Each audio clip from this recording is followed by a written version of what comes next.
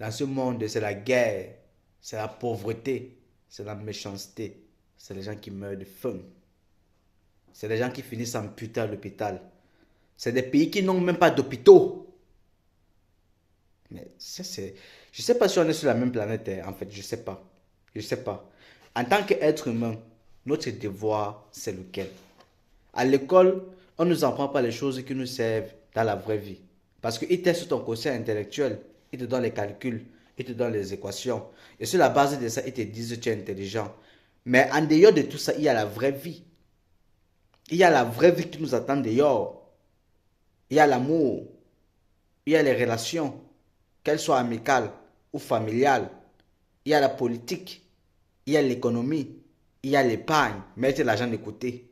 On ne nous enseigne pas ça à l'école. Il y a les entreprises. Il y a le travail. Il y a les relations sociales. Il y a les problèmes. Il y a les fractures. Il y a la construction. Il y a devenir père de famille, devenir mère de famille, devenir père. Qu'est-ce que c'est qu'une figure paternelle? On ne nous apprend pas ça à l'école. Mais on donne plus de 17 ans de notre vie dans ces établissements.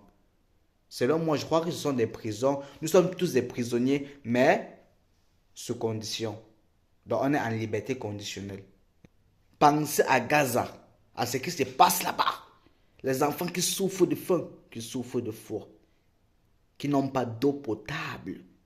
Nous sommes en 2025 et il y a un être humain sur cette terre qui manque d'eau potable, qui ne peuvent pas recevoir d'instructions afin de pouvoir rêver de devenir aussi quelqu'un. Est-ce que toi tu irais faire la guerre à quelqu'un juste parce que quelqu'un te l'a dit, juste parce qu'une autre personne qui serait, je sais pas, un député, un ministre ou je sais pas quoi, te l'aurait dit, et toi tu prends l'arme pour aller tuer chez un autre être humain, tout simplement parce qu'il a des idéologies différentes des tiennes, mais vous trouvez ça normal? C'est pour ça que moi je n'ai jamais voulu faire l'armée. Je suis pas un chien. Je connais la liberté et je respecte aussi la liberté d'autrui. Parce que ta liberté se termine où la liberté d'un autre commence. On doit vivre dans le respect des autres. On doit vivre dans le respect des autres, je dis. Pensez à Gaza, à tous ces enfants amputés, à tous ces enfants amputés qui n'ont même pas pu trouver un hôpital. Parce qu'il n'y en a pas. Parce que même l'hôpital est détruit. Pas de bombardements, pas de missiles. Donc, les humains inventent des missiles, des armes pour tuer d'autres humains. Écoutez les enfants pleurer. Écoutez les enfants pleurer. Moi, je me dis, quand je vois tout ce qui se passe là, ces gens ne sont pas des humains. Les Zelensky, les Donald Trump, les Musk, les Macron, les Xi Jinping, les, le fou de la Corée du Nord là s'appelle comment? Moi, je crois que ce ne sont pas des humains. Ce ne sont pas des êtres humains. Parce que même si c'est un être humain, même si tu peux être méchant n'importe comment, mais il y a des limites, hein, frère. Il y a des limites. Si c'est à vous, parce que Abraham Lincoln disait que, que la démocratie, c'est le gouvernement du peuple, par le peuple et pour le peuple. Ok, pour ne pas parler de la démocratie, on va parler de toute forme de gouvernance, de toute forme de gouvernement, de toute gouvernance. Je m'en fous comment on dit, gouvernance. C'est comme ça qu'on dit en italien. Gouvernement par le peuple et pour le peuple. Que ce soit de l'autocratie, de la démocratie, de la dynastie, je ne sais pas quoi. Donc, c'est nous, le peuple. Vous existez parce qu'il y a un peuple. Et on existe parce que vous êtes là. Donc, on vous a confié les règnes de ce monde. Et c'est ça le résultat. Les guerres, les gens qui meurent de faim. Vous savez ce que ça veut dire mourir de faim? Ça veut dire que tu es resté plus de 2 semaines, même un biscuit. Tu n'as pas trouvé. Même un verre d'eau potable. L'eau potable qu'on gaspille lorsqu'on tire la chasse. Qu'est-ce qui se passe? Il y a certains peuples ici qui vivent comme si c'était un enfer. C'est l'enfer sur terre. Pendant que nous on se plaint de ne pas avoir l'eau chaude, même en été. En été, il y a certains qui se plaignent, qui font des pétitions pour l'eau chaude. Il y a un enfant qui n'a même jamais vu une banane. Depuis qu'il est né, il ne sait pas à quoi ressemble une banane mûre. Il ne sait pas à quoi ressemblent les cacahuètes. Il ne sait même pas à quoi ressemble un parc. Il ne sait même pas à quoi ressemble l'amitié. Je te donne mon goûter, tu me donnes ton goûter. Il ne connaît pas à quoi ressemble l'école maternelle.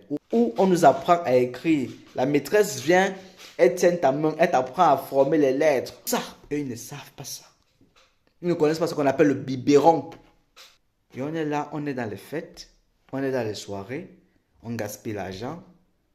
Parce qu'on ne nous apprend pas depuis tout petit à ressentir ce que peut ressentir l'autre. Non.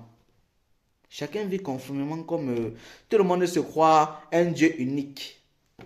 Je ne dois rien à personne, personne ne me doit rien. Tout le monde se croit un Dieu unique. Et moi, je ne crois pas que ces gens soient des êtres humains. Tous ces gens qui organisent la guerre, tous ces gens qui... Parce que s'ils avaient un minimum d'humanisme en eux, s'ils avaient un minimum d'humanité en eux, tout ceci ne s'y passerait pas. Tout ceci n'arriverait pas. On ne ferait pas toutes ces guerres. On ne laisserait pas les gens mourir de faim.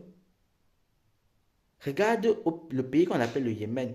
Juste à côté d'un pays richissime, en fait, entouré même des pays richissimes, tels que le Koweït, le Qatar, l'Arabie Saoudite, ils sont vraiment à côté. Donc, c'est un pays limitrophe à l'Arabie Saoudite. Mais l'Arabie Saoudite, c'est les gratte-ciel, c'est Dubaï.